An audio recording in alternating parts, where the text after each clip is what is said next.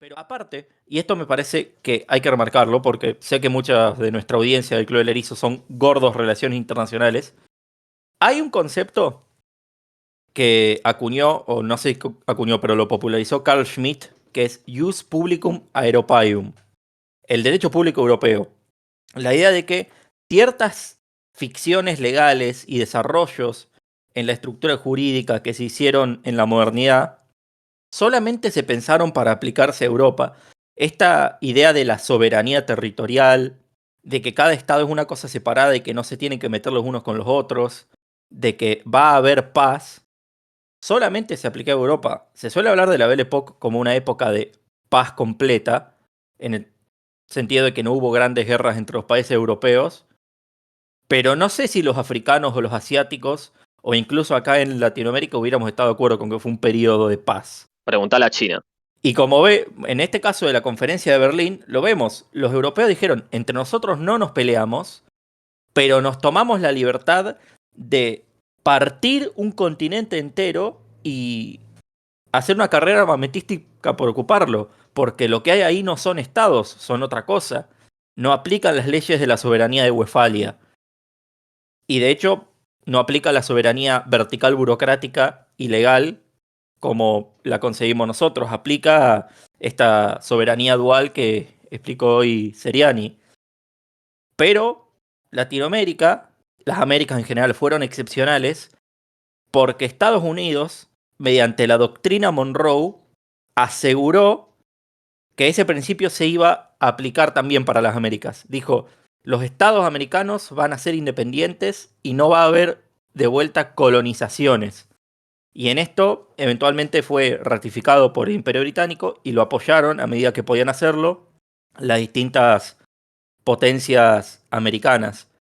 Después obviamente hubo posiciones discordantes, vimos el video de Mitre, de si algunos estados estaban más o menos seguros de hasta qué punto se podía llegar con la injerencia extranjera acá en las Américas. Pero este principio de la soberanía inviolable, de mantener esa ficción de que hay un país llamado Argentina y ya nunca va a dejar de haberlo, puede ser más o menos influido desde afuera, pero nunca ocupado, controlado y anexado, es algo que le permitió como cierto espacio para respirar a nuestros países y para desarrollarse. En ese sentido, sí medio que nos consideraron parte de la Europa ampliada. Nos consideraron parte de la comunidad de estados, un privilegio que no le dieron a las tribus y clanes de las estepas asiáticas o del desierto del Sahel. Muchos de los cuales eran estados, por lo menos en el sentido de ser civilizaciones urbanas. Pero bueno, estuvimos hablando hasta ahora, incluso aunque debatible, ¿no? Sobre estados que en cierto modo hicieron un catching up y se puede decir que de una u otra forma estaban sustancialmente mejor en 1913 que en 1870, ya sea Rusia, Estados Unidos, Latinoamérica, Japón, pero hay otro tipo de casos. Hay países que verdaderamente se puede decir que para ellos la Belle Époque no fue Belle, fue una cagada. China, China, China, Let's say China. India y capaz el Imperio Otomano, podría pensarse. Tres casos que podríamos decir que son fracasos. sí. definitivamente lo son. En el Imperio Otomano, hasta algunas cosas podrían haber salido bien. En el chino es un sí absoluto. Y la India, bueno, a la India le hicieron pelota. Exacto. De hecho, Turquía, salvo por un breve periodo justito después de la Primera Guerra Mundial, le pasó más o menos lo mismo que Japón, nunca dejó de ser importante. China estuvo en la lona. Pero bueno, antes de empezar a hablar de esos casos concretos, quiero dar un poquito de marco teórico. Esto que mencioné recién, de cómo el régimen europeo de igualdad ficticia entre los estados, soberanía inviolable, relaciones diplomáticas cordiales y más o menos simétricas, y por lo tanto un comercio que se da en relaciones de simetría, teóricamente al menos, no aplicó tampoco en Asia. Ya vimos el caso de los llamados tratados desiguales. Pero algo también importante es que las potencias asiáticas tampoco se pusieron de acuerdo entre ellas como sí hicieron las europeas para llegar a un acuerdo de estas características. Ellos nunca tuvieron una paz de Westfalia, nunca una conferencia de Berlín. Mientras que Europa más o menos que organizó de forma cooperativa o con una competencia limitada, de acuerdo a reglas, su carrera por colonizar el mundo, las potencias que ocupaban Asia era un free for all. Compitieron de forma abierta, violenta y medio que se cebaron. China, Rusia, la India, nunca dejaron de estar en guerra constante entre sí y se sobreexpandieron y se desgastaron, lo cual no les permitió, como se estaban concentrando tanto en el frente exterior, concentrarse en sus frentes internos. Esto también es algo que puede explicar lo que habíamos dicho antes, el desarrollo relativamente rápido de Japón. Japón, al estar físicamente separado del continente asiático, los lugares que quiso colonizar no tenía competencia. Su competencia en todo caso eran los europeos, y Japón fue lo bastante inteligente como para no confrontar abiertamente con ellos. Y Japón tenía la gran ventaja de que ya era una civilización urbana, burocratizada y culturalmente homogénea. Las características propias de la nacionalidad que China no tuvo. Porque China sí tenía una gran población urbana, pero era mayoritariamente rural.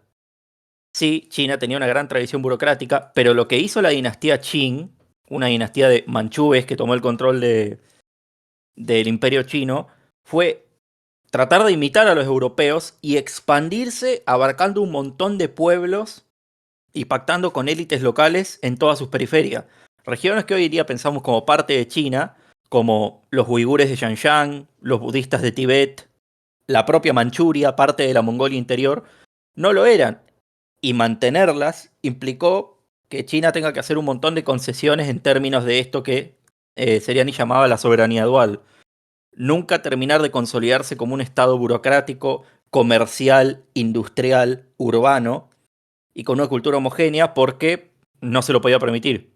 Necesitaba hacer estas concesiones a las élites locales, a la diversidad cultural, a cierta ambigüedad sobre cuál era la fuente de la legitimidad del imperio para básicamente que los tibetanos, los musulmanes y los bárbaros de la estepa convivan adentro de un imperio sin matarse, dentro de lo posible. Eso significa que cuando llegaron los europeos, China, aunque hizo, y en esto hay que derrumbar muchos mitos, hizo definitivamente mucho esfuerzo de modernización y no era una sociedad congelada en el tiempo tan tradicional como se suele pensar, definitivamente no estuvo a la altura. Los chinos no la pasaron muy bien en esta época. De hecho, tienen un nombre muy divertido para ella que es el siglo de humillación. Tengan en cuenta que, como dijimos al principio del capítulo, hasta esta época China era la principal economía del mundo. De hecho, medio que toda la historia de la Tierra, desde más o menos la edad de bronce hasta la edad moderna, había sido básicamente cómo hacemos para conseguir cosas que quieran los chinos, porque ellos ya tienen todo y queremos que comercien con nosotros. Esa fue la razón del descubrimiento de América.